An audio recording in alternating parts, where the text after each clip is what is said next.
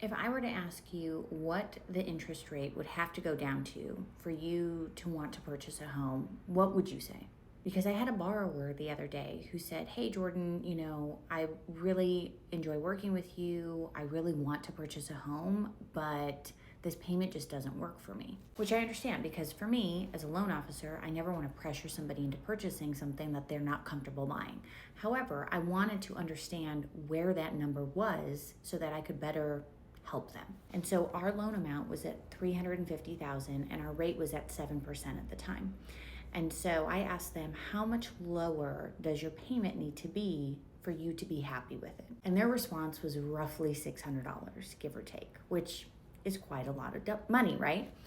And I asked them, what do they think that equates to in a rate? So for example, they're at a 7%, what rate do they think they have to get down to have that much in savings? And they said, probably like 1 or 1.5%. So we need to be at like a 6 or maybe like a 5.5% interest rate.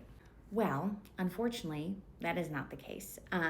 They would have to be lower than that. So they would have to drop almost 3% on their rate to get roughly a $600 a month savings. So when I told them, hey, instead of being at a 7%, you would roughly have to be at a 4%, they were a little shocked that was how much that it would have to go down, which they didn't feel like that was even a feasible interest rate, which I don't blame them.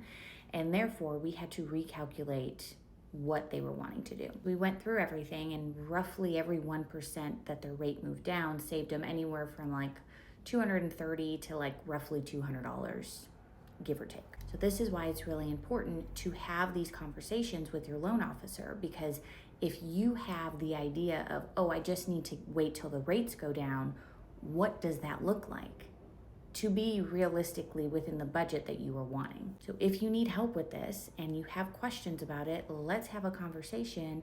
Reach out to me, and myself or my team would be more than happy to figure out what does this look like so that it makes sense for you and your budget.